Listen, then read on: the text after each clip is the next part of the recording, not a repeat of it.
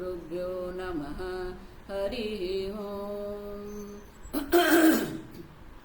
ॐ भद्रं कर्णेभिः शृणुयाम देवाः, भद्रं पश्येमाक्षभिर्यजत्राः, स्थिरैरङ्गैः स्तुष्टुवागुंसस्तनूभिः व्यशेम देवहितं यदायुः। स्वस्ति न इन्द्रो वृद्धश्रवाः, स्वस्ति नः पूषा विश्ववेदाः, स्वस्ति नस्तार्क्ष्यो अरिष्टनेमिः, स्वस्ति नो बृहस्पतिर्ददातु।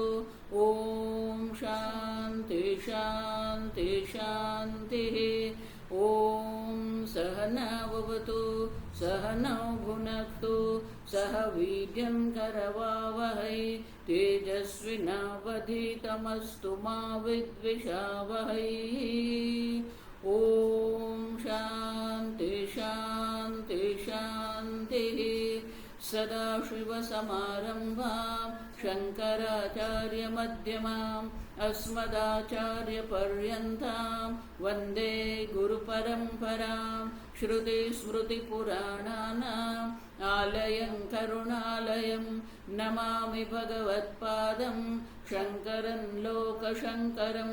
शङ्करं शङ्कराचार्यं केशवं बादरायणं, सूत्रभाष्यकृतौ वन्दे भगवन्तौ पुनः पुनः। ईश्वरो गुरुरात्मेति मूर्तिभेदविभागिने, व्योमवद्व्याप्तदेहाय दक्षिणामूर्तये नमः। निधये सर्वविद्यानां विशदे भवरोगिणां, गुरवे सर्वलोकानां दक्षिणामूर्तये नमः। ॐ नमः प्रणवार्थाय शुद्धज्ञानैकमूर्तये, निर्मलाय प्रशान्ताय दक्षिणामूर्तये नमः। प्रज्ञानां सुप्रदानै स्थिरचरनिकरव्यापिभिर्व्याप्य लोकान्, भुक्त्वा भोगान् स्थविष्टान् पुनरपि धिषणोद्भासितान् कामजन्यान्, पीत्वा सर्वान् विशेषान् स्वपिति मधुरभुङ् मायया भोजयन्नः। मायासङ्ख्यातुरीयं परममृतमजं ब्रह्म यत्तन्नतोऽस्मि। यो विश्वात्मा विदिजविषयान् प्राश्य भोगान् स्थविष्ठान्, पश्चाच्चान्यान् स्वमतिविभवान् ज्योतिषा स्वेन सूक्ष्मान्, सर्वानेतान् पुनरपि शनैः स्वात्मनि स्थापयित्वा, हित्वा सर्वान् विशेषान् विगतगुणगणपात्वसौ नस्तुरीयः।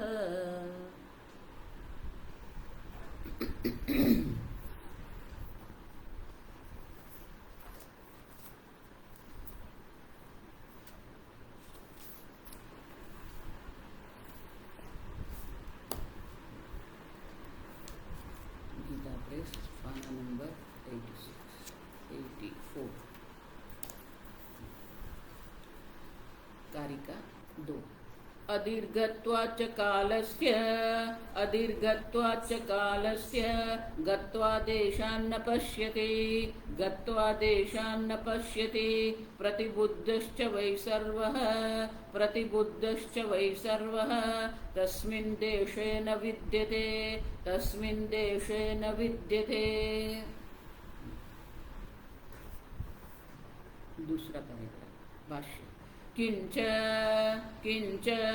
प्रतिबुद्धश्च वै सर्वः स्वप्नदृक् स्वप्नदर्शनदेशे न विद्यते। यदि च स्वप्ने देशान्तरं गच्छेत् यस्मिन् देशे स्वप्नान् पश्येत तत्र एव प्रतिबुध्येत न च एतदस्ति।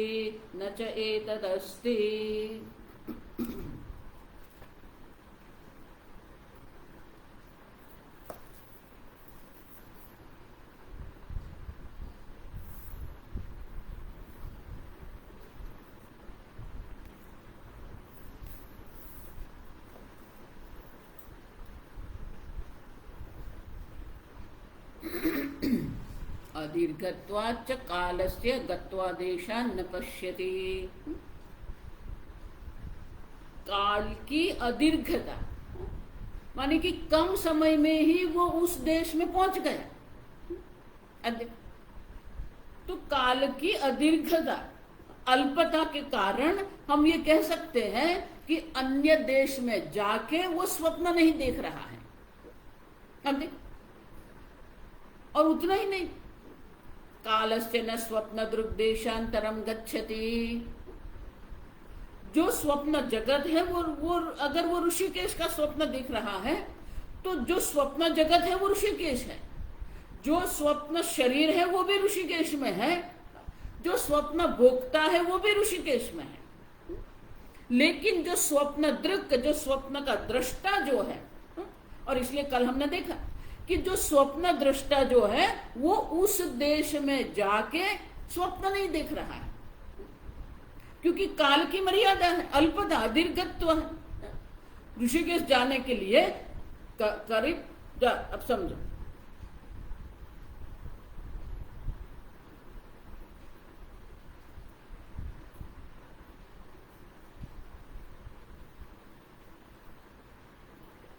ऋषिकेश जाने के लिए अल्प समय है, जितना भी समय है। अगर आप विमान से भी जाएंगे 6-8 घंटे तो लगेंगे। तो उतना समय जो है, स्वप्न जब हम देखते हैं तो वो काल है ही नहीं, सीधे आप ऋषिकेश में जाग जाते हैं। और इसलिए कहते हैं कि जो स्वप्न दृष्टा जो है वो अन्य देश में जाके वो स्वप्न नहीं देख रहा है। अब सुनो, उतना ही नहीं, किंच माने उतना ही नहीं, प्रतिबुद्धश्च वै सर्वः। अब जब वो जागता है, अगर वो ऋषिकेश में जाके स्वप्न देख रहा है तो वो जागेगा कहां पर? ऋषिकेश में जागना चाहिए, लेकिन वो ऋषिकेश में नहीं जागता है। अब देखो, स्वप्न दृक् स्वप्न दर्शन देशे न विद्यते प्रतिबुद्धश्च। जो स्वप्न दृक् है, जो स्वप्न दृष्टा जो है, वो अन्य देश में, जिस देश में वो स्वप्न दिख रहा है वो देश में वो जागता नहीं है। प्रतिबुद्धश्च वै सर्वः। अब देखो, किसी भी प्रकार से वो ऋषिकेश में नहीं जागेगा। जिस देश में वो सो गया है उसी देश में वो जागता है। और इसीलिए वो काल की मर्यादा भी है, अल्पता भी है। अन्य देश में जाके वो नहीं दर्शन, गत्वा माने कि अन्य देश में जाके वो अन्य देश का स्वप्न नहीं देख रहा है। यहीं पर, यही देश में रहकर, यही शरीर में, संकुचित स्थान में वो स्वप्न देख रहा है। अब और इसलिए शंकराचार्य कहते हैं कि जो स्वप्न दृष्टा है वो तो जहां पर सो गया है वहां ही जागेगा। देखो, कई बार ऐसा होता है कि स्वप्न में हम स्वप्न देखते हैं, स्वप्न में देखा हम कहीं गए हैं, फिर वहां थक गए तो सो गए। लेकिन जब थक जाते हैं ना तो ठीक से नींद नहीं आती है। तो स्वप्न में वो देख रहा है कि मैं स्वप्न देख रहा हूं, और वो स्वप्न में अन्य देश में चला गया। अब देखो, तो जब वो जागेगा तो कहां जागेगा? जिस देश में ये स्थूल शरीर है वही देश में वो जागेगा। और इसीलिए कारिका में कहते प्रतिबुद्धश्च वै सर्वः तस्मिन् देशे न विद्यते। अब देखो, जब वो जागता है तो वो अन्य देश में अपने आप को नहीं देखता है, वो वही देश में देखता है, वही स्थान पर अपने को देखता है जहां पर वो सो गया था। अब सुन, भले आपने ऋषिकेश या रामेश्वर या अमेरिका स्वप्न में देखा है, लेकिन आप अमेरिका नहीं जागेंगे।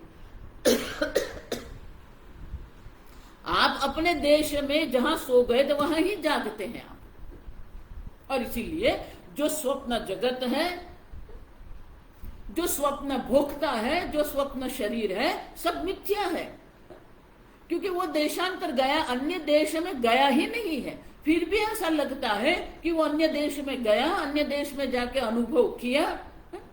अब देखो, तो शंकराचार्य जी यहाँ एक संभावना दर्शाए, भाष्य पढ़ेंगे। यदि च स्वप्ने देशांतरम गच्छेत। यस्मिन् देशे स्वप्नान् पश्येत् तत्र एव प्रतिबुध्येत न चेतदस्ति न चेतदस्ति। पढ़ गए, दूसरी बार पढ़ लिया। यदि स्वप्ने देशांतरम गच्छेत, अगर वो अन्य देश में, स्वप्न देश में गया, अस्मिन् देश स्वप्नान् पश्येत्, वही देश में वो स्वप्न देखता है, तत्र एव प्रतिबुध्येत, तो फिर वो जागेगा कहाँ पर? वही देश में जागेगा। अगर सही में वो स्वप्न में अन्य देश में अन्य स्थान पर गया है, वही स्थान पर जाके उसने स्वप्न देखा है, तो जब वो जागेगा तो वही देश में वो जागना चाहिए। लेकिन वो देश में नहीं जागता, वो स्थान पर वो नहीं जागता है। देश माने स्थान, आप समझो। देश माने आजकल जो भारत देश, अमेरिका देश करते, वो देश नहीं है यहाँ पर। देश माने स्थान।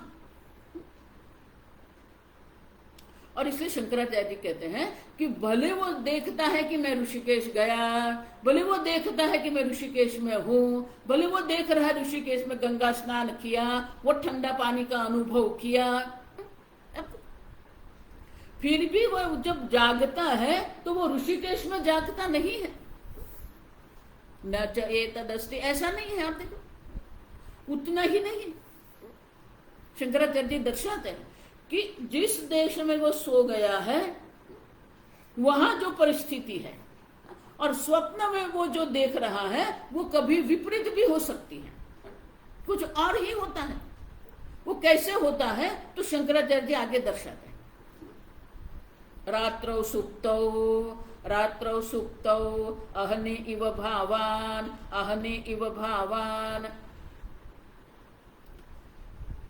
पश्यति बहुभिः संगतः यैश्च संगतः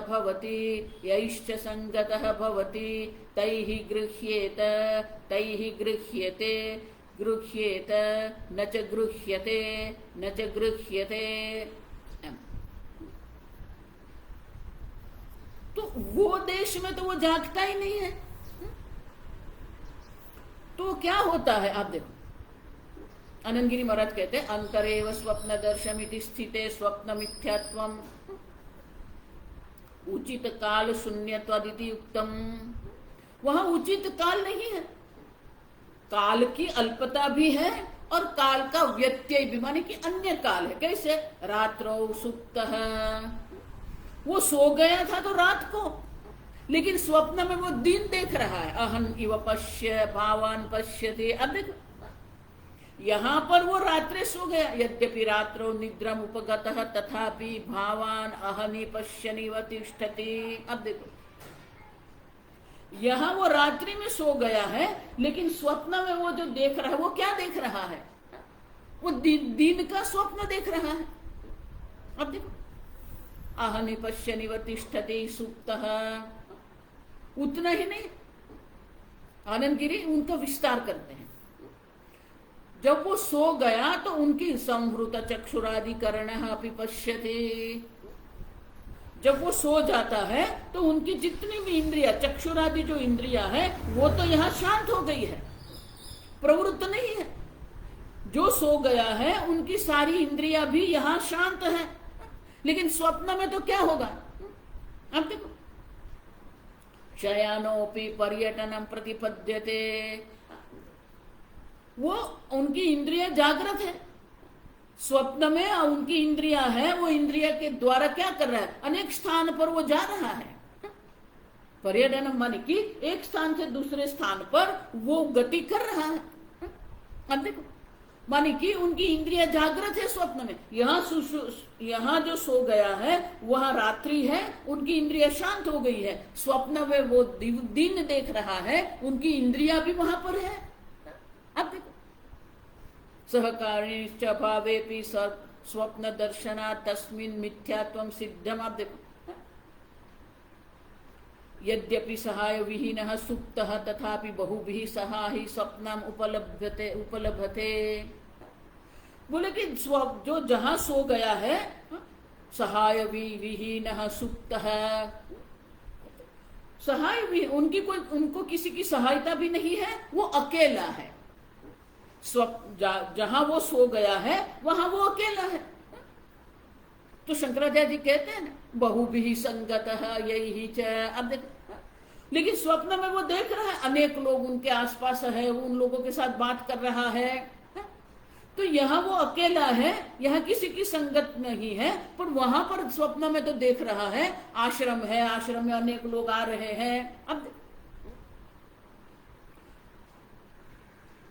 बहुभिः सह स्वप्नम उपलभते तस्माद् उचितस्य कालस्य करणस्य सहकारिणस्य अभावेपि। अब उनका अर्थ क्या हुआ कि स्वप्न में काल का व्यत्यय है, यहाँ पर रात्रि है वहां दिन है, यहाँ एक अकेला है वहां पर अनेक लोग के बीच में है, यहाँ इंद्रिया शांत हो गई है वहां इंद्रिया प्रवृत्त है। अब और इसीलिए स्वप्न दर्शना तस्मिन् मिथ्यात्वम सिद्धम, और इसीलिए ये स्वप्न का जो दर्शन जो हम कर रहे हैं वो सत्य नहीं है, वो मिथ्या है। आप देखो वैतथ्यम सर्वभावानां स्वप्ने। आप देखो, और इसीलिए आगे शंकराचार्य गृहीतः च एत्वा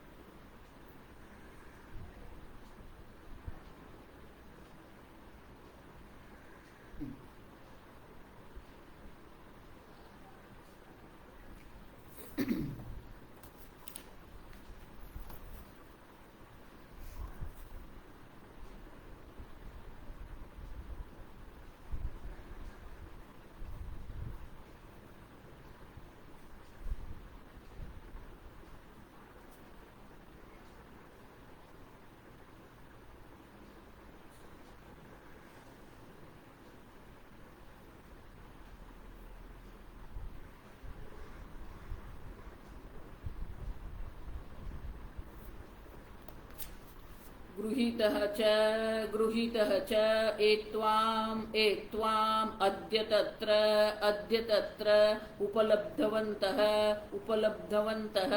वयम् इति ब्रूयुः न च एतदस्ति तस्मात् न देशान्तरं गच्छति स्वप्ने।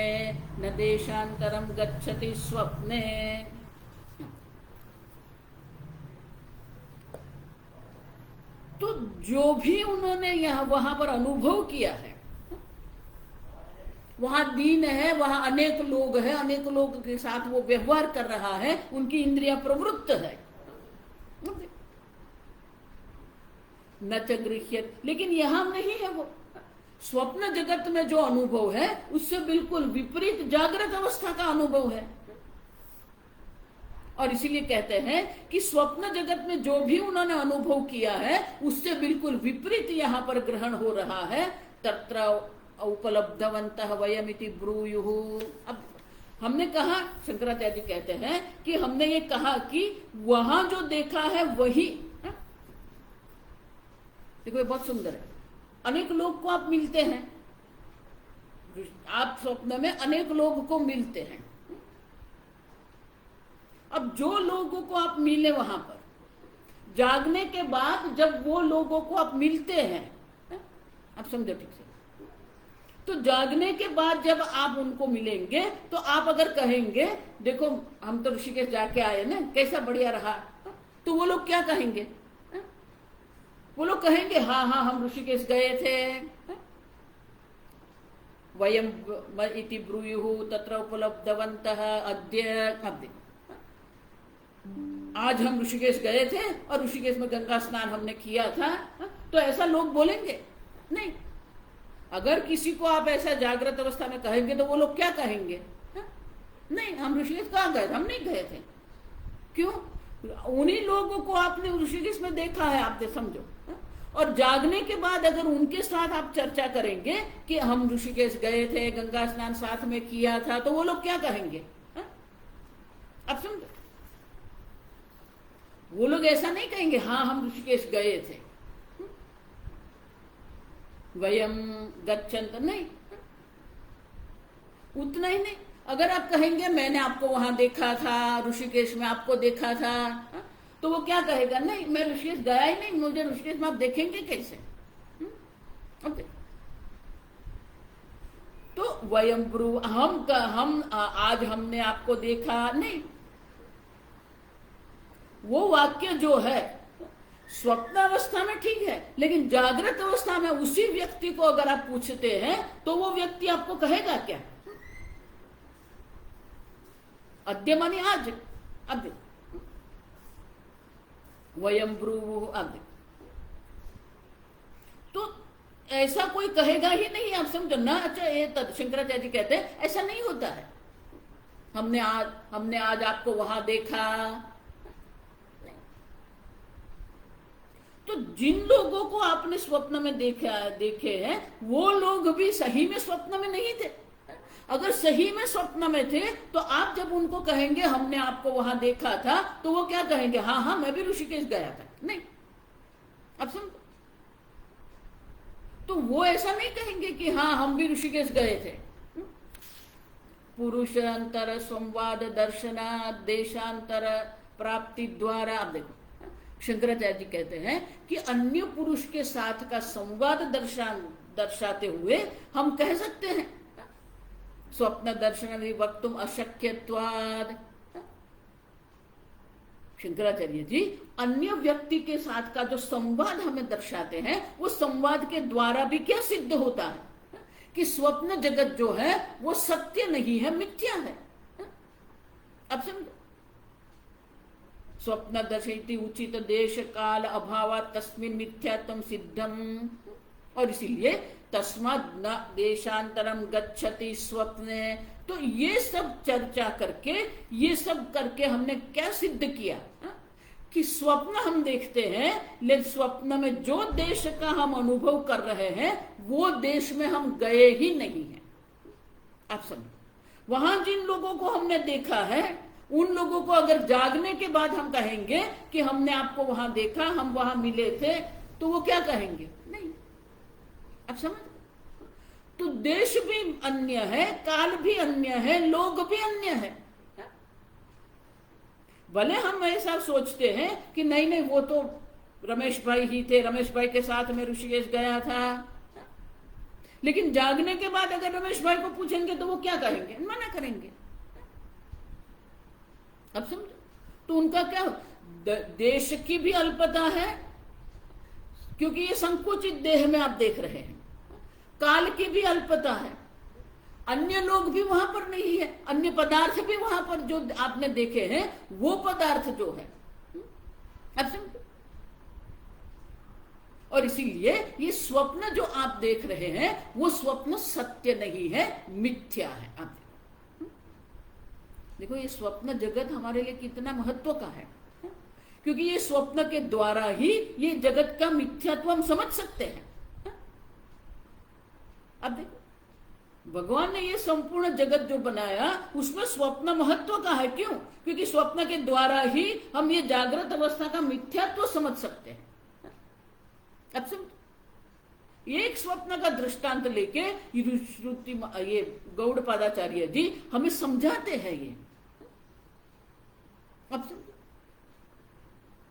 तो अब ये स्वप्न जगत का दृष्टांत गौड़पादाचार्य जी ने लिया है, उनके लिए अन्य प्रकार से दृष्टांत देते हैं। आप समझो, अन्य कारण दर्शाते हैं, श्रुति का अवतरण करके अन्य कारण भी हमें दर्शाते हैं। तो अब तीसरे कारिका जो है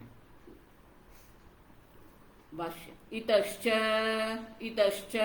स्वप्नदृश्यः स्वप्नदृश्याः भावाः भावाः वितथाः वितथाः।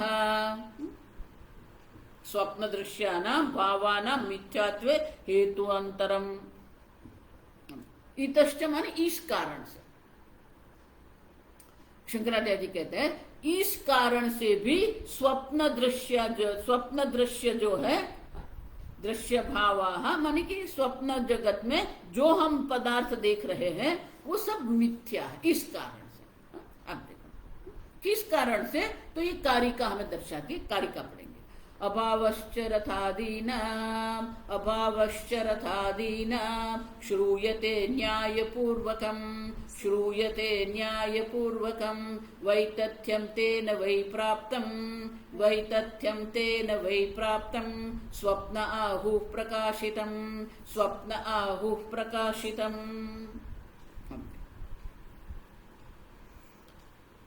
अभावश्च रथादीनाम् न तत्र रथाः न रथयोगाः न पंथानः भवन्ति इत्यादि श्रुत्या।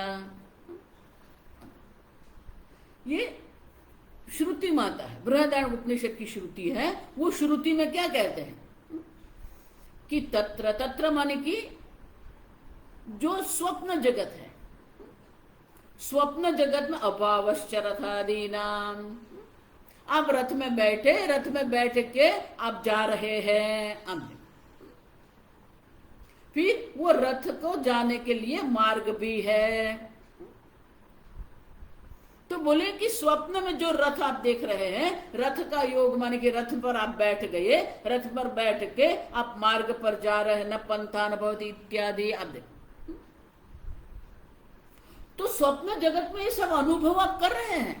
रथ है, घोड़े है, अश्व भी है, वहां पर आप रथ में बैठ गए, रथ का सारथी है, मार्ग है, आप मार्ग पर जा रहे हैं। अब लेकिन स्वयं ज्योतिष्ठमात्मनः दर्शयन्त्याम तत्र दृश्यानाम रथादीनाम अभावः। अब देखो तो अभावश्च रथादीनाम श्रूयते न्यायपूर्वकम्। न्यायपूर्वकम माने कि अतः तेन न्यायेन प्राप्तम। न्याय माने तर्क, तर्क से भी हम समझ सकते हैं कि स्वप्न में रथादि का अभाव है, रथादि ना अभाव है। श्रूयते माने सुना जाता है। आप समझो तो स्वप्न में जो हम रथादि का अनुभव कर रहे हैं वो सबका अभाव होता है। वैतथ्यम तेन और इसके कारण वैतथ्यम तेन वै प्राप्तम, इस कारण से ही ये स्वप्न का मिथ्यात्व सिद्ध होता है। स्वप्नाहु प्रकाशितम, प्रकाशितम माने कि शास्त्र द्वारा भी इस प्रकार के स्वप्न का मिथ्यात्व प्रकाशित किया गया है। क्योंकि वहां कुछ है ही नहीं। अतः तेन न्यायेन प्राप्तम स्वप्न दृश्य भावानाम अस्ति मिथ्यात्वम अन्यपरया श्रुत्या प्रकाशितम इति ब्रह्मविदः वदन्ति। आहु आहु कौन कह रहे हैं? जो ब्रह्मज्ञानी जन है वो कह रहे हैं। श्रुति माता कह रही है कि वहां पर भले हमने ये सब अनुभव किया है लेकिन उसमें से कुछ भी वहां होता नहीं है।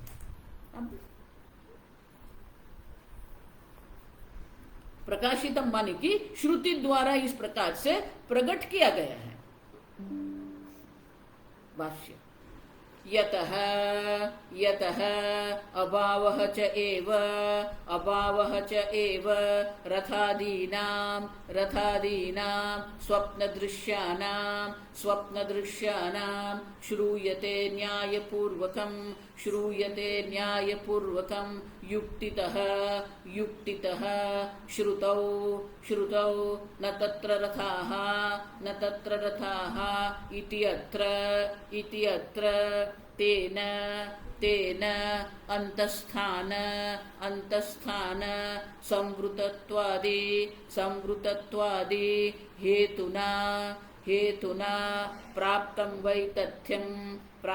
वैतथ्यं तद अनुवादिन्या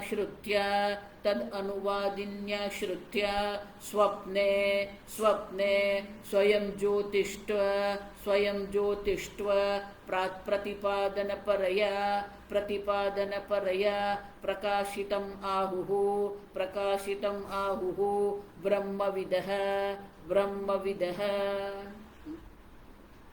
इतश्च माने कि इस कारण से, और इसलिए कहते हैं यतः माने कि इस कारण से अभावः च एव रथादीनां स्वप्नदृश्यानां, स्वप्न में जितने भी दृश्य पदार्थ जो है वो सबका अभाव है। स्वप्न में आप जो भी कुछ देख रहे हैं, स्वप्न दृश्य माने आप दृष्टा है, लेकिन जो स्वप्न दृश्य जो है वो दृश्य का अभाव है वहां पर। न रथ है श्रूयते न्यायपूर्वकम, न्यायपूर्वकम माने कि शंकराचार्य जी कहते हैं युक्तितः, तर्क से भी अगर हम देखते हैं तो बोले ये तर्क आप कहां से लाए? श्रुतो, आप देख श्रुतो माने श्रुति में ज्ञेय अभावे ज्ञान अभावात अर्थात ज्ञानस्यापि श्रुतम असत्वमिति वक्तुम च शब्दः अभावः च एव रथादि। तो ये चकार क्यों लिखा है? तो देखो गौड़पादाचार्य जी हमें कारिका दर्शाते, कारिका को हमें भाष्य के द्वारा समझना है, लेकिन उसमें बहुत कुछ होता है जो सूक्ष्मता हम नहीं देखते, वो आनंद गिरी महाराज हमें दर्शाते हैं। अभावः च रथादि में, तो बोले ये च क्यों कहते हो? यहां पर दो होता है ना, तो चकार का उपयोग हम करते हैं। च मानी और, राम और लक्ष्मण वन में जा रहे हैं अद्य, तो दो होता है या तीन होता है तो ये चकार का उपयोग हम करते हैं, लेकिन यहां तो दो है ही नहीं, एक ही है, तो फिर ये चकार का प्रयोग क्यों किया? तो शंकराचार्य जी उन पर कुछ नहीं कहते, आनंद गिरी महाराज हमें समझाते हैं। अब समझो क्यों? ज्ञेय अभावे, जो ज्ञेय स्वप्न दृश्य जो है वो दृश्य पदार्थ, जो स्वप्न के जो दृश्य पदार्थ है उनका अभाव है। अब समझो, अब उनका जब अभाव है, ज्ञान अभावात अर्थात ज्ञानस्यापि श्रुतम। अब देखो मेरे हाथ में आंवला है जब मैं कहती हूं, अब जब मेरे हाथ में आंवला है ही नहीं, ज्ञेय अभाव, तो मुझे आंवला का ज्ञान होगा क्या? नहीं होगा। जो है ही नहीं उनका ज्ञान कैसे होगा आपको? अब समझो ठीक से, तो ज्ञेय का अभाव होने से ज्ञान अभावात अर्थात ज्ञानस्यापि श्रुतम असत्वमिति, मात्र स्वप्न दृश्य जो पदार्थ है वो मिथ्या नहीं है, लेकिन अगर स्वप्न दृश्य जो पदार्थ जो है वो है ही नहीं तो उनका ज्ञान भी क्या होगा? अभाव है। अब देखो, क्योंकि दृश्य का अभाव है तो दृष्टा का भी अभाव हो जाएगा, ज्ञेय का अभाव है तो ज्ञान का भी अभाव हो जाएगा। आप समझो, चकार के द्वारा क्या कहते हैं? वो ज्ञान भी जो वो भी मिथ्या है। देखो ये क्यों कह रहे हैं, आप समझना ठीक से, आगे सब आएगा, आप समझ में जाएंगे कि जब ज्ञेय का ही अभाव है तो फिर ज्ञान कहां से होगा? तो चकार के द्वारा गौड़पादाचार्य जी कहते हैं अभावश्च रथादीनाम। अब समझो, अर्थात ज्ञानस्यापि श्रुतम असत्वमिति, तो स्वप्न दृश्य का जो ज्ञान जो है वो ज्ञान भी मिथ्या है। आप देखो, श्रूयते न तत्र इत्याद्याम श्रुतौ इति संबंध है। अब देखो, तो श्रूयते माने कहां सुनते हैं हम? श्रुतौ माने श्रुति माता, श्रुति माता में तर्क से इस प्रकार से श्रूयते सुना जाता है। अब देखो, न्याय पूर्वकमिति युक्तितः, न्याय पूर्वक माने कि युक्तितः तर्क से हमें समझाते हैं। अब तर्क से श्रुति माता भी हमें समझा रही है कि वहां न रथ है, न रथ में आप बैठे हैं, न रथ के चलाने के लिए कोई मार्ग वहां पर है, फिर भी आप सब देखते हैं, आप सब अनुभव कर रहे हैं। तो जब स्वप्न दृश्य ही मिथ्या है तो उनका ज्ञान भी क्या हो जाएगा? मिथ्या हो जाएगा। आप समझ, और इसीलिए योग्य देशादि अभाव युक्ति ही, तो क्या बोले यहां तर्क क्या है? तो तर्क तो हम आगे देख के गए कि योग्य देश भी नहीं है, योग्य काल भी नहीं है, अन्य देश में देख रहा है अपने को, और काल की अल्पता है। इतने दूर प्रदेश में वो कैसे पहुंच गया? अब तो काल की अल्पता है, देश अन्य है, यहां पर ये जो इंद्रिया है वो तो यहां शांत हो गई है, तो वहां अन्य इंद्रियों के द्वारा वो अनुभव कर रहा है। तरही न्याय सिद्धे अर्थे कि मन्य परया श्रुत्या क्रियते तत्र आह।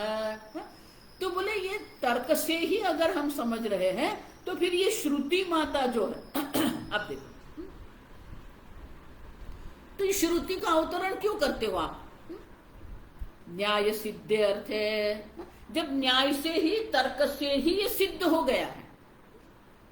आनंद गिरी महाराज कहते हैं कि जब तर्क से ही ये सिद्ध हो गया है, अन्य अन्य परया श्रुत्या क्रियते तत्र आह,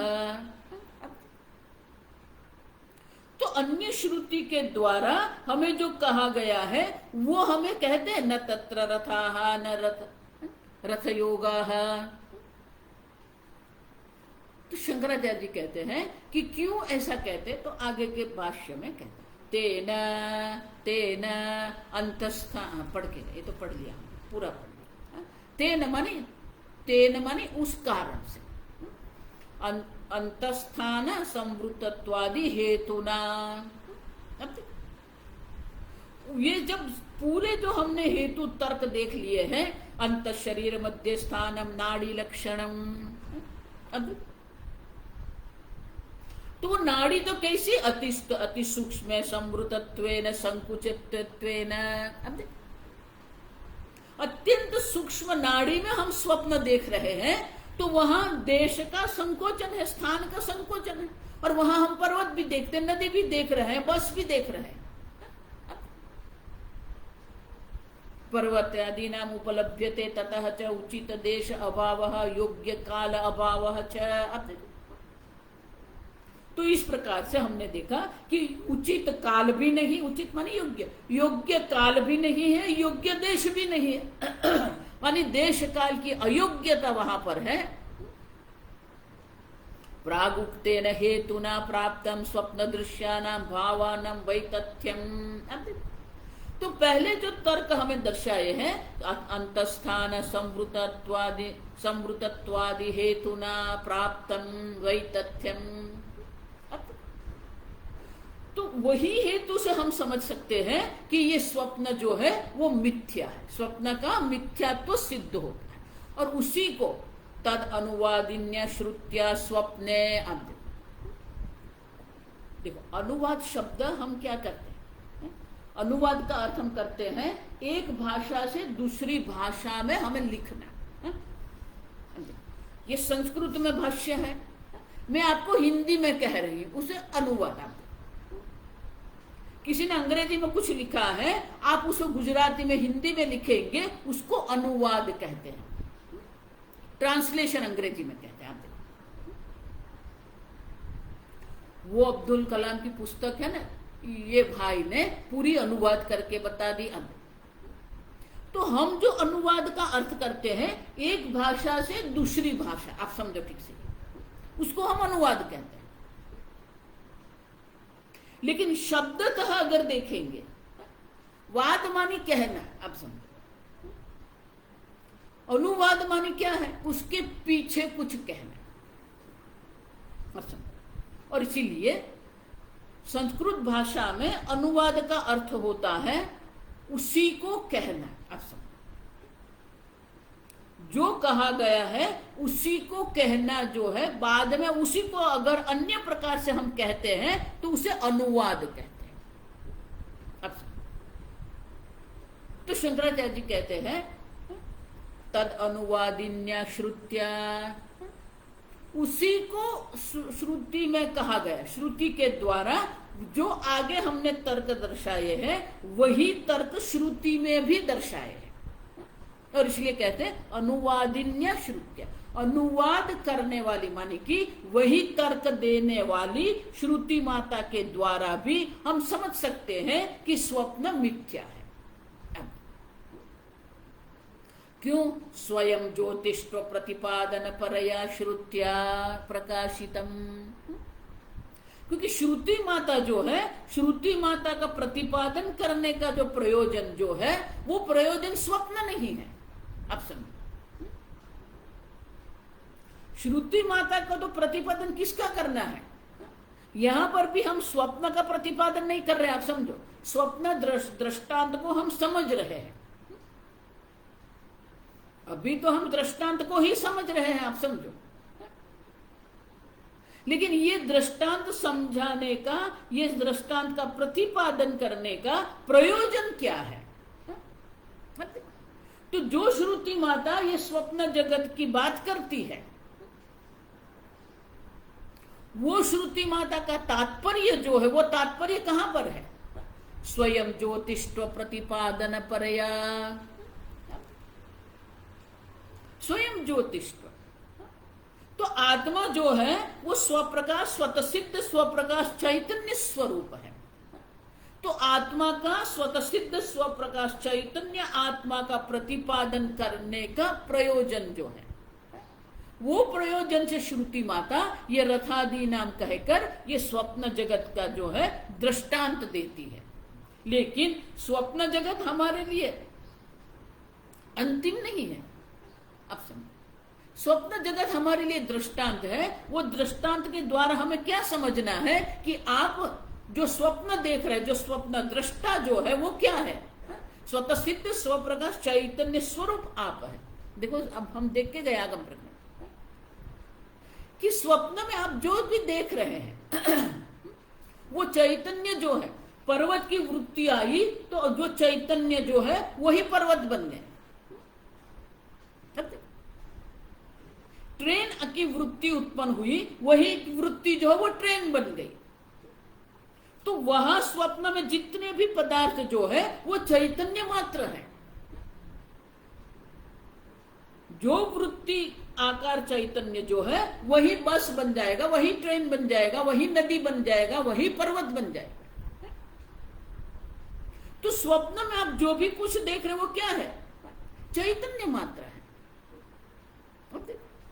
हम देख के गए ज्योतिषा स्वेन ज्योतिषा, मंगलाचरण में हम देख के गए वही चैतन्य जो है स्वप्न जगत बन के हमारे सामने आता है। अब समझ। तो प्रतिपादन तो किसका करना है? स्वप्न हमारा प्रतिपादन का विषय नहीं है, स्वप्न तो दृष्टांत है। और इसलिए शंकराचार्य जी कहते हैं जो श्रुति माता ये स्वप्न का दृष्टांत हमें देती है उनका प्रयोजन तो क्या है? स्वयं ज्योतिष्व, स्वयं ज्योतिता जो हमारी है, स्वप्रकाश स्वतः सिद्ध चैतन्य स्वरूप आत्मा जो है उसका प्रतिपादन करने का उनका तात्पर्य, पर्याय माने कि उनके परायण है। और इसीलिए शंकराचार्य जी कहते हैं प्रकाशितम आहु स्वप्ने। तो ब्रह्मविद जो है, आहु कौन कह रहे? ब्रह्मविद आहु, जो ब्रह्मज्ञानी जन है वो भी ये स्वप्न का दृष्टांत करके श्रुतियों में जो कहा गया है वो ब्रह्मवेत्ता पुरुष जो है वो स्पष्ट करते हैं कि स्वप्न जगत में जितना भी हमारा अनुभव है वो सब अनुभव मिथ्या है। तो ये सब शब्द आपको याद रखना पड़ेगा कि स्वप्न जगत में आपने अनुभव किया, स्वकाले सत्यवत भाति। जब आप स्वप्न का अनुभव जो कर रहे हैं वहां आप ऐसा नहीं कहेंगे मैं स्वप्न देखता हूं। स्वप्न अवस्था में तो वो जागृत अवस्था ही है, अब समझो। लेकिन ये जागृत अवस्था से वो जागृत अवस्था अलग है। वहां भी आपने सबका अनुभव किया। जब गंगा स्नान करने आप गए तो गंगा स्नान करते समय वो गंगा का जो ठंडा पानी है वो ठंडे पानी का भी आपने अनुभव किया, आपके शरीर में वो कंप भी आया। तो वहां जो अनुभव आप कर रहे हैं, स्वप्न जगत में जितना भी आप अनुभव कर रहे हैं वो सब अनुभव उस वक्त तो क्या है? सत्य है। अब समझो, प्रबोधे सती असत भवे। जब आप जागृत अवस्था में आते हैं तो ये स्वप्न जगत का जितना भी अनुभव है वो अनुभव सब मिथ्या सिद्ध होते हैं। अब देखो, तो स्वप्न जगत का मिथ्यात्व सिद्ध करके हम क्या करेंगे? स्वयं ज्योति आत्मा आप जो है उनका प्रतिपादन हमें करना है। ब्रह्म एव इति। आप समझो, यहां जो कुछ है सब ब्रह्म मात्र है। और वो ब्रह्म क्या है? अयम आत्मा ब्रह्म। ये आत्मा जो स्वयं ज्योति आत्मा जो है वो ब्रह्म स्वरूप है। और इसलिए शंकराचार्य जी कहते हैं कि ये जितना भी हम प्रतिपादन जो कर रहे हैं, तो ब्रह्मवेत्ता लोग जो ये श्रुति माता का प्रतिपादन करते हैं, वो श्रुति माता जो है वो यही बात हमें कर रही है कि ये स्वप्न जगत का मिथ्यात्व। क्यों? क्योंकि देश काल और पदार्थ का अनुचित है, योग्यता नहीं है, क्योंकि अन्य देश में आप गए ही नहीं है और वहां जाने के लिए आपको दीर्घ काल की अपेक्षा रहती है, लेकिन आप तो एक क्षण में वहां चले गए। तो काल भी उचित नहीं है, देश भी उचित नहीं है, पदार्थ भी उचित नहीं है।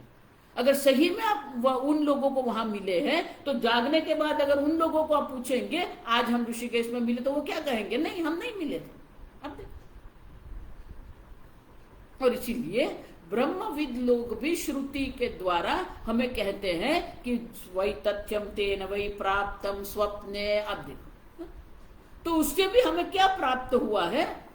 प्राप्त मानी सिद्ध। क्या सिद्ध हुआ है? कि स्वप्न जगत में जो पदार्थ जो है उनका मिथ्यात्व यहां सिद्ध होता है। आप समझो।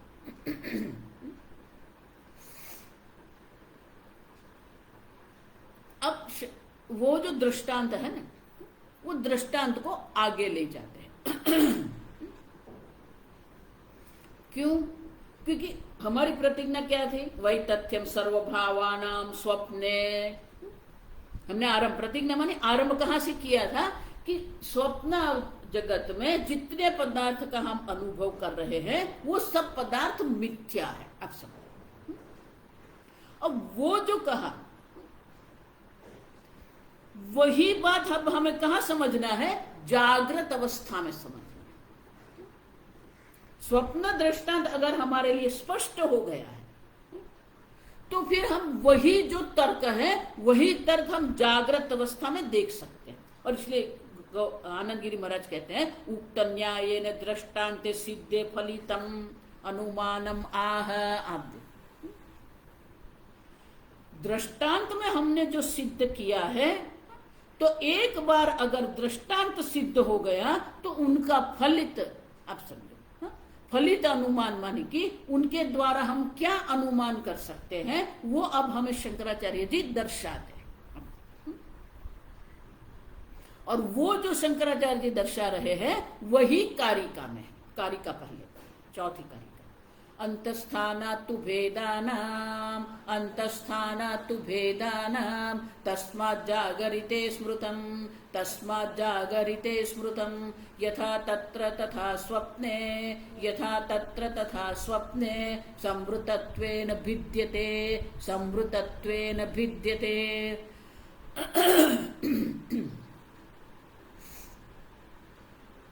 अंतस्थानातु भेदानाम, वेदानाम माने अनेक पदार्थ का जो अनुभव हम कर रहे हैं, वो सब हम कहां देख रहे हैं? अंतस्थान माने ये शरीर में, शरीर की सूक्ष्म नाड़ी में हम सब देख रहे हैं। तो जिस प्रकार से वेदानामिति यत्र शुचितम, भाष्य जागृत दृश्यानाम, जागृत दृश्यानाम, भावानाम, भावानाम वैतथ्यमिति प्रतिज्ञा, वैतथ्यमिति प्रतिज्ञा।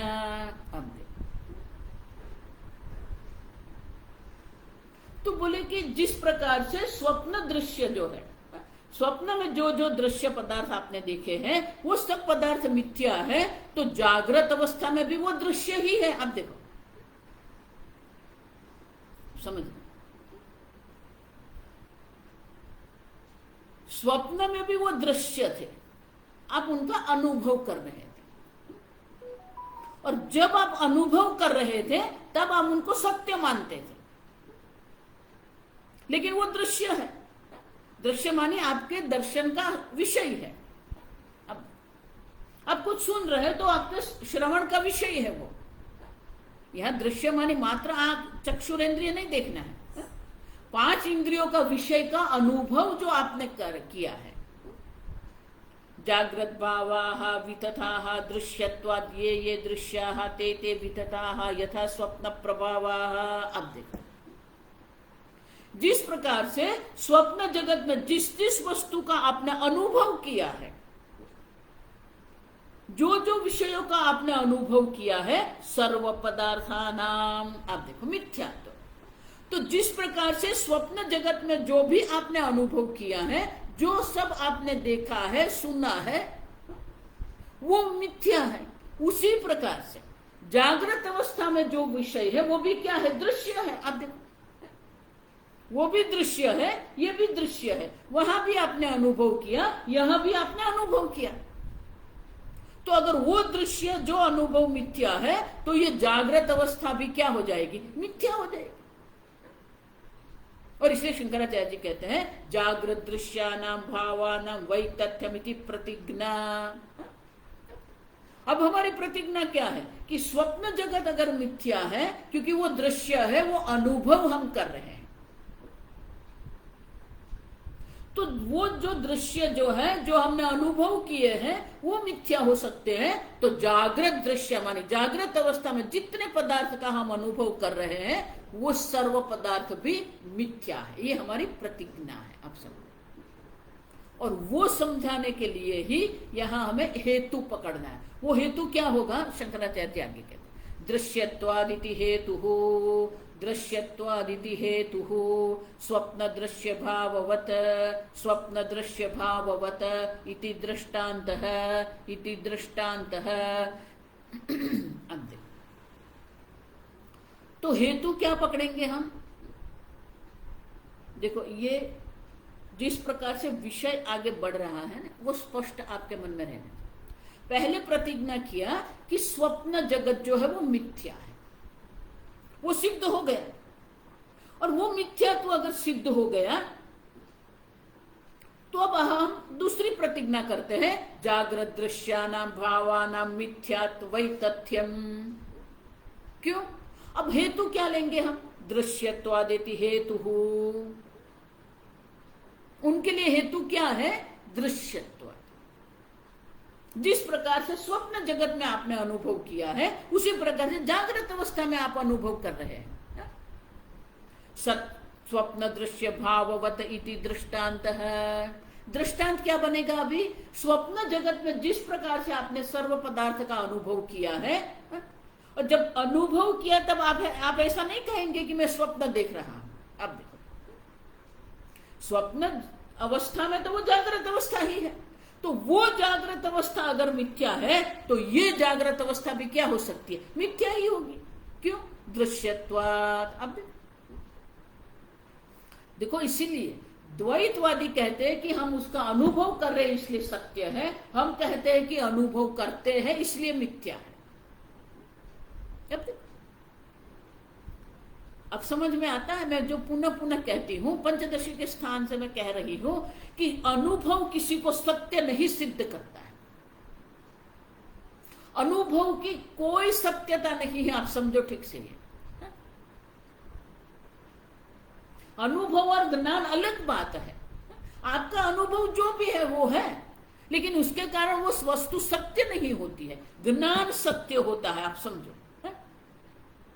देखो, इसीलिए पहले दिन मैंने कहा हम हमारी भावना में चल रहे। भावना अनुभव है, अनुभव से कुछ नहीं होगा, क्योंकि अनुभव बदलते रहते, भावना बदलती रहती है। हमारे मन में जो भाव होते हैं, वो भाव आज एक भाव रहेगा, कल दूसरा भाव बन जाएगा। आज किसी के लिए गुरु भाव हमारे मन में रहेगा, कुछ उसके साथ बनती नहीं है, कुछ हो गया झगड़ा, वो गुरु भाव निकल जाएगा, दूसरे को गुरु बना देंगे। अब तो जिसको हम अनुभव कहते हैं, जिसको हम भाव कहते हैं, वो बदलते रहते हैं। अब और इसीलिए जिसको हम भाव या अनुभव कहते हैं, उनकी कोई निष्ठा नहीं है। आप समझो ठीक से, कोई उनकी निष्ठा नहीं है। और वो अनुभव भी जो है एक ही वस्तु का जो अनुभव है, वो अनुभव में भी परिवर्तन होता है।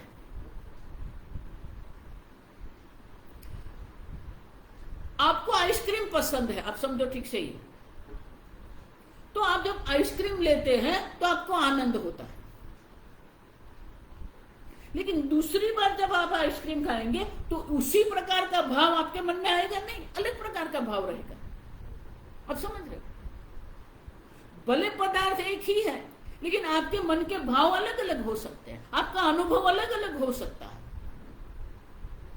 और इसीलिए ये पदार्थ जो स्वप्न दृश्य जो है, स्वप्न के जो पदार्थ है उनका जो अनुभव है वो मिथ्या है। तो फिर जागृत अवस्था में जो हम अनुभव करते हैं, जागृत अवस्था में हमारी जो भावना है वो भी क्या है? मिथ्या है।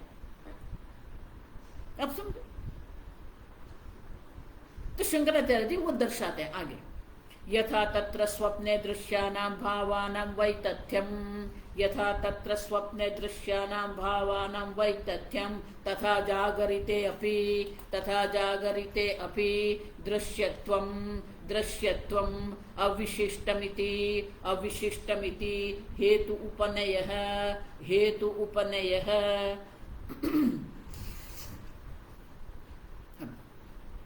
यथा जिस प्रकार से तत्र स्वप्ने, स्वप्न में, वहां स्वप्न में दृश्यानां भावानां वैतथ्यम, जिस प्रकार से स्वप्न में जो जो पदार्थों का आपने अनुभव किया है वो मिथ्या है, तो जागृते अपि, जागृत अवस्था में भी आप जो जो वस्तु का अनुभव कर रहे हैं वो सब भी क्या हो जाएगा? मिथ्या हो जाएगा। क्यों? दृश्यत्वम हेतु उपनय है। आप देखो, दृश्यता जो है वो उनका हेतु है, आप समझो। वो हेतु के कारण, उपनय माने कि वो हेतु वहां यहां भी लगाना है। उपनय माने कि वही हेतु हमें यहां भी लगाना है, आप समझो। जो हेतु हम वहां लगाते हैं वही हेतु हम यहां लगाएंगे। वो स्वप्न का दृश्य है, वो स्वप्न दृश्य अगर मिथ्या है तो ये जागृत का जो हेतु है वो हेतु जो वो जागृत में भी वही हेतु का हम प्रयोग करेंगे और कहेंगे कि जिस प्रकार से स्वप्न के दृश्य मिथ्या है तो जागृत के दृश्य पदार्थ भी मिथ्या ही है। तस्मात् जागृते अपि वैतथ्यम स्मृतमिति निगमनम।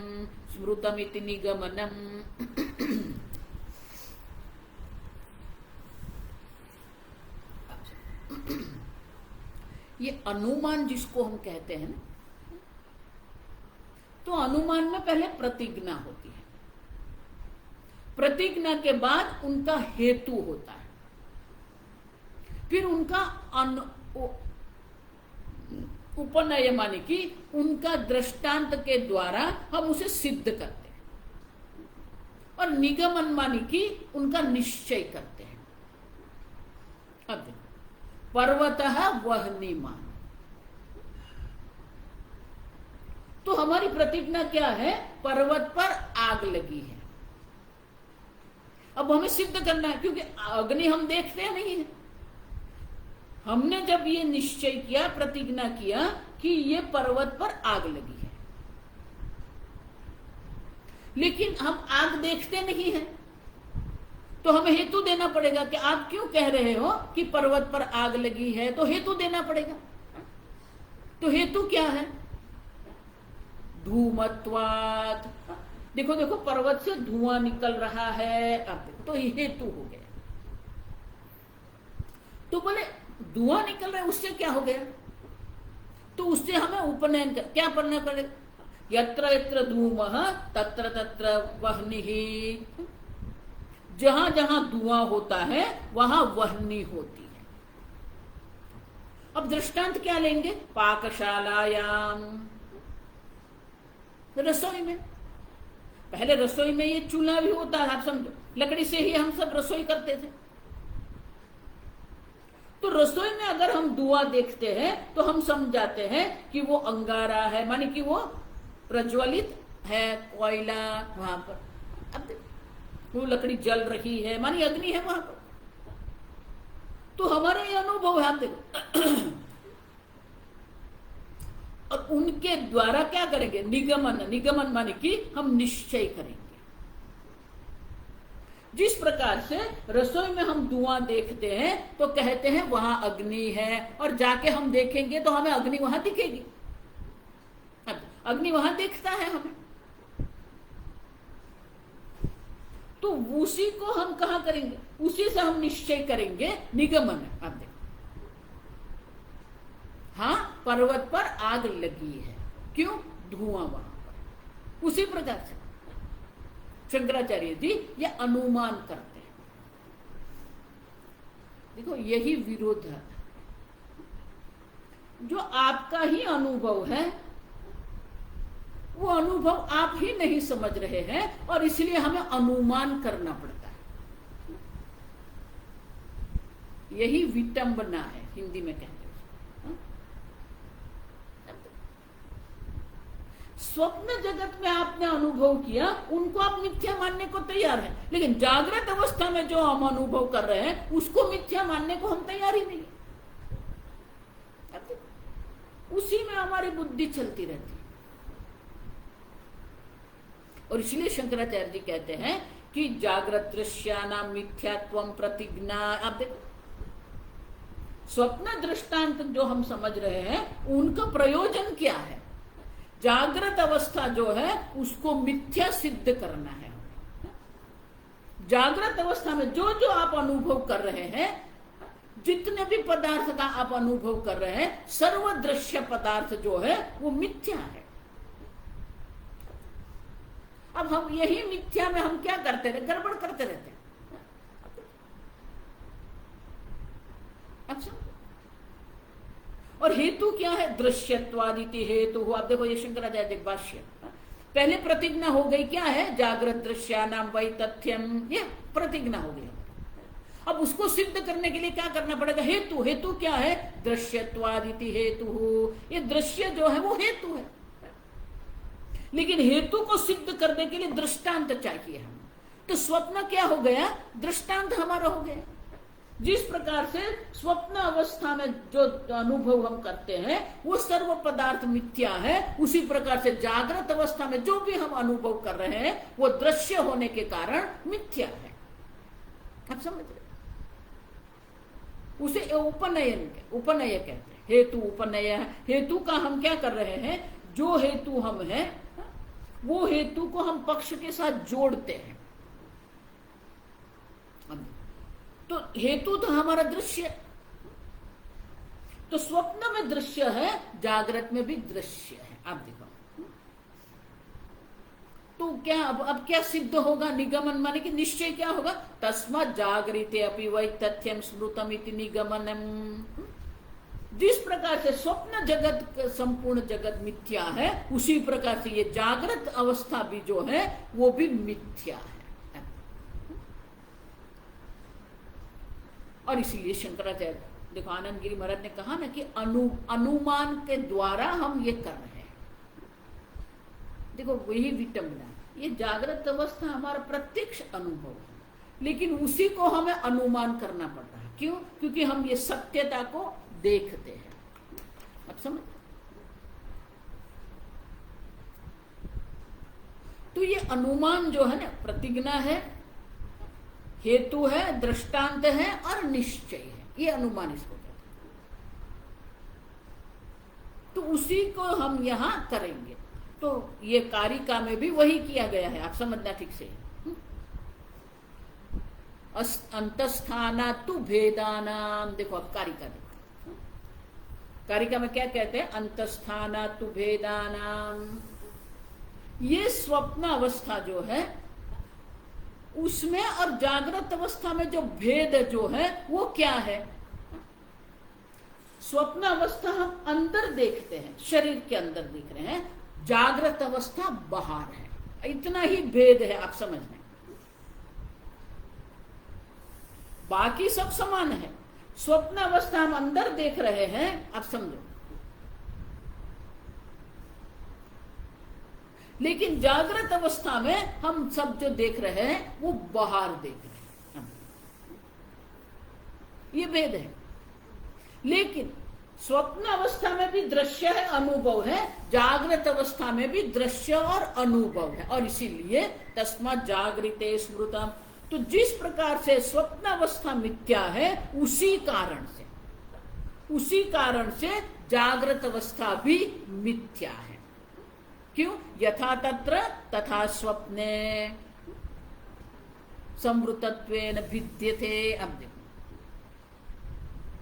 जिस प्रकार से स्वप्न में हमने अनुभव किया है उसी प्रकार से जागृत का भी हम अनुभव कर रहे हैं।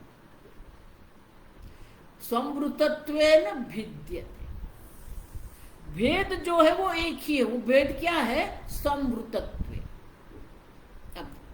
स्वप्न में देश और काल का संकोचन है, वो अलग है, बाकी सब वही का वही है।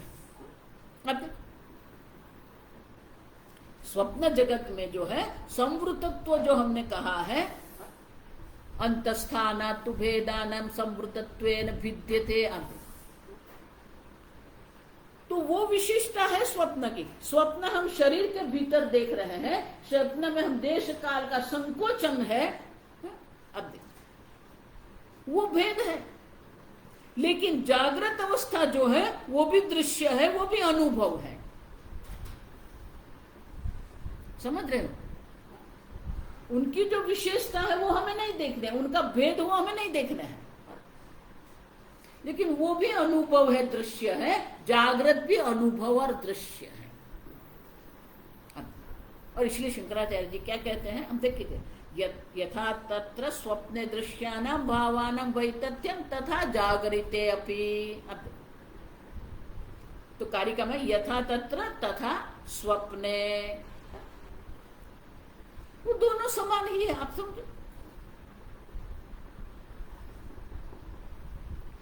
तो यहां भी क्या हो गया, प्रतिज्ञा कर दिया जागृत अवस्था के पदार्थ मिथ्या है, और उनके लिए हेतु क्या दिया? दृश्यत्व। और वो पक्ष धर्म क्या है? यथा तत्र तथा स्वप्ने। अब जिस प्रकार के स्वप्न जगत मिथ्या है उसी प्रकार से जागृत अवस्था भी मिथ्या ही है। आप देखो, जो भेद है वो क्या है? वो अंदर है और संकुचित देश काल है, बस भेद वही है, आप समझो। लेकिन समानता भी है उसमें। अब और इसीलिए शंकराचार्य जी कहते हैं, भाष्य पढ़ें, अंतस्थानात् संवृतत्वेन च स्वप्नदृश्यानां भावानां जाग्रद्दृश्येभ्यः भेदः दृश्यत्वं असत्यत्वं च अविशिष्टं उभयत्र। शंकराचार्य जी कहते हैं कि दोनों में भेद इतना ही है। वो अंतस्थानात् संवृतत्व, वो अंदर है और संकुचित देश काल है स्वप्न दृश्य के लिए, और जागृत अवस्था में नहीं है, वो इतना ही भेद है। लेकिन समानता क्या है? दृश्यत्वम असत्यत्वम च अविशिष्टम, उसमें कोई विशेषता नहीं। स्वप्न की विशेषता वो अंदर है और संकुचित देश काल है। जागृत अवस्था में सब हम बाहर देख रहे हैं, शरीर के बाहर हम ये जागृत अवस्था का अनुभव करते हैं, और यहाँ देश और काल का संकोचन नहीं है, वो भेद है। लेकिन समानता अविशिष्ट माने कि समानता क्या है? दृश्यत्व और असत्य। तो जिस प्रकार के स्वप्न जगत में मिथ्यात्व है, असत्यत्व माने मिथ्यात्व, और वो दृश्यत्व है, उसी प्रकार से जागृत अवस्था में जो भी हम अनुभव कर रहे हैं वो सब मिथ्या है। तो बोले आप ये क्या कर रहे हो? स्वप्न स्वप्न है, जागृत जागृत है, वो दोनों अलग अलग है। आप स्वप्न का दृष्टांत देके जागृत को मिथ्या सिद्ध कर रहे हो, वो कैसे होगा? क्योंकि दोनों अलग है। तो उसके लिए आगे की कारिका है, हम कल देखेंगे। ओम असतो मा सद्गमय तमसो मा ज्योतिर्गमय मृत्योर्मा अमृतंगमय। ओम पूर्णमदः पूर्णमिदं पूर्णात् पूर्णमुदच्यते पूर्णस्य पूर्णमादाय पूर्णमेवावशिष्यते। ओम शांति शांति शांति। हरि ओम। श्री गुरुभ्यो नमः। हरि